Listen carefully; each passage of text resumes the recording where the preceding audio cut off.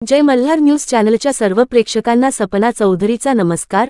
नंदुरबार जिल्हा परिषदेच्या माजी अध्यक्ष डॉक्टर सुप्रिया गावित यांनी नंदुरबार जिल्हा भाजपात प्रवेश केल्यानंतर त्यांची भाजपा अनुसूचित जमाती मोर्चाच्या महाराष्ट्र प्रदेश उपाध्यक्षपदी निवड।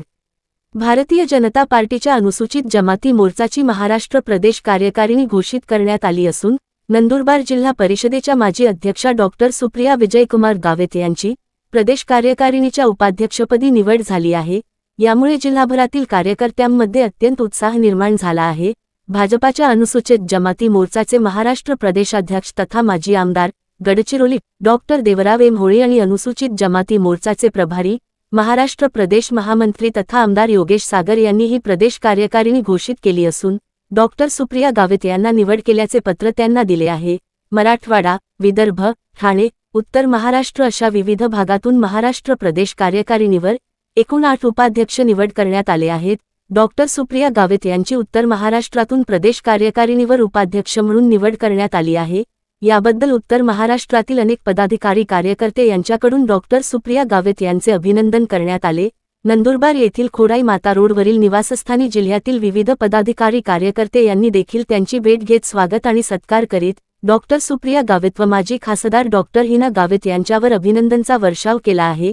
याप्रसंगी नंदुरबार, अक्कलकुवा, धडगाव, शहादा, तळोदा या सर्व तालुक्यातील मान्यवर पदाधिकारी कार्यकर्ते आणि चाहते मोठ्या संख्येने उपस्थित होते।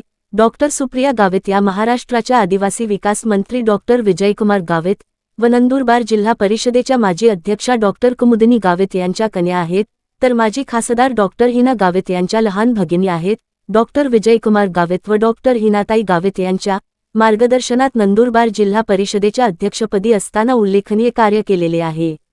सपना चौधरी, जय मल्हार न्यूज, नंदुरबार। अनुसूचित जमाती प्रदेश मोर्चा मध्ये उपाध्यक्ष म्हणून आज माझी पक्षाकडून निवड झाली आहे आणि मी यासाठी महाराष्ट्र राज्याचे मुख्यमंत्री आदरणीय नामदार देवेंद्रजी फडणवीस साहेब यांचे खूप खूप आभार मानते।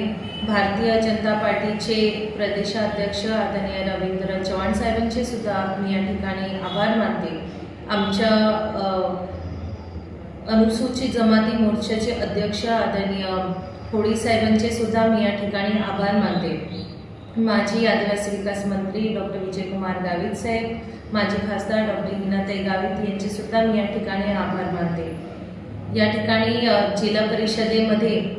जिल्हा परिषद अध्यक्ष म्हणून जेव्हा काम करत होती तेव्हा गावित साहेब हिनाताईच्या मार्गदर्शनाखाली मी या ठिकाणी काम केलेलं आहे आणि प्रदेशामध्ये ही जबाबदारी मला प्रथमच भेटलेली आहे आणि निश्चितच पक्ष वाढीसाठी मी या ठिकाणी संपूर्ण प्रयत्न करेल आणि पक्ष कसा वाढेल त्याच्यासाठी निश्चितच मी या ठिकाणी जे माझ्याकडून होईल ते पॉसिबिलिटीज मी करेल आणि या ठिकाणी इतकी मोठी जबाबदारी मला दिल्याबद्दल मी संपूर्ण टीमचं या ठिकाणी आभार मानते।